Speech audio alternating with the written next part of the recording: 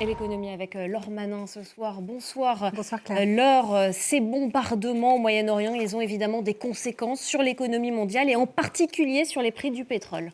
Oui, le pétrole et le gaz, puisque forcément, cette région du Moyen-Orient, elle est très riche en hydrocarbures et que forcément, s'il y a guerre, eh bien, il y a blocage des infrastructures, mais aussi du transport. Le gaz et le pétrole ont beaucoup augmenté. Les contrats à terme du TTF néerlandais, la référence européenne pour le gaz, montre une augmentation à 45 euros le mégawattheure ce lundi, 31 seulement vendredi. Et puis, entre les infrastructures pétrolières qui ont été touchées par des bombardements et le fait que le détroit d'Ormuz par lequel circule un baril de pétrole sur 5 au niveau mondial, se trouve au beau milieu de la zone, eh bien, le cours de l'or noir grimpe à toute vitesse. Je vous propose de regarder les précisions de nos collègues de France 2 sur les hydrocarbures, mais aussi sur le reste de l'économie.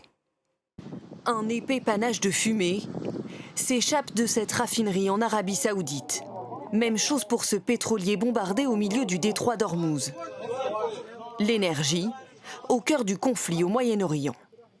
Cette exploitation de gaz liquéfié au Qatar vient d'être touchée par des drones iraniens et mise à l'arrêt aujourd'hui. Conséquence, les prix du gaz s'envolent, plus 50% au plus fort de la journée. Comme ceux du pétrole, dont le prix du baril approche les 80 $. Une hausse que certains craignent à la pompe.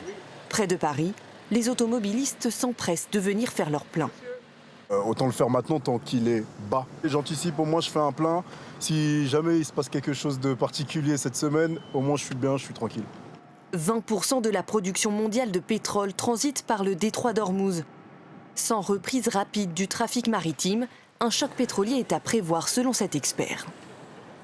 Si ça reste réellement bloqué, vous revenez à la crise de 73, c'est-à-dire vous avez une économie qui est à terre. Que ce qu'on a vécu avec la crise de la guerre en Ukraine sera une partie de plaisir par rapport à ce que serait l'arrêt du détroit d'Ormuz. Autre secteur touché, le tourisme. Passagers bloqués, vols suspendus.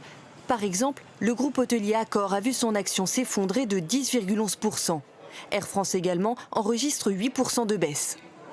Cette agence de voyage doit gérer 200 clients bloqués partout dans le monde, comme Pascal Ridou en Inde, qui attend de pouvoir rentrer depuis hier. On est quand même dans la panade et on est à Delhi à attendre avec 3 jours d'hôtel d'assurés et pas plus. Pour l'entreprise, les pertes s'annoncent colossales. Plusieurs dizaines de milliers d'euros de prise en charge et surtout la crainte d'annulation. On s'attend mécaniquement à ce qu'à court terme, il y ait de l'inquiétude et certainement de l'attentisme de la part des voyageurs. Donc déjà, on essaye de préserver évidemment les vacances de nos clients et donc mécaniquement également nos finances. Si la situation au Moyen-Orient perdure, il pourrait y avoir un impact sur le commerce mondial. Ce matin déjà, les marchés financiers étaient dans le rouge, dont le CAC 40. On a eu une ouverture en très forte baisse. Là, on est à moins de 20%. Pour l'instant, on se dit que ça ne va pas dégénérer. Mais si demain, on devait avoir un conflit plus généralisé, là, on aurait un décrochage comme l'année dernière avec les droits de douane, avec 20 à 30% sur les bourses mondiales. Dernière inquiétude, ce soir, les États, pour emprunter sur les marchés, doivent payer plus cher.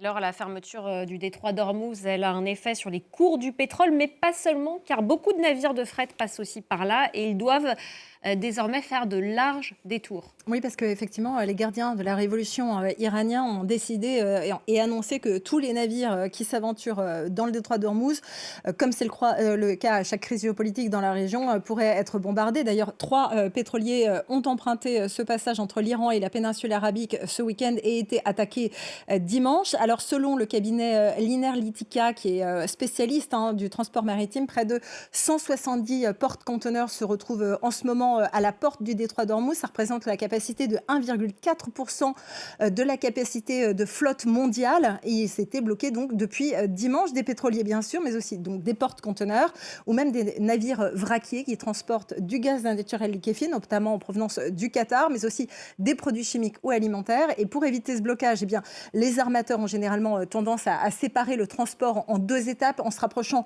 du port le plus près de la destination finale et en poursuivant avec ensuite le le transport terrestre.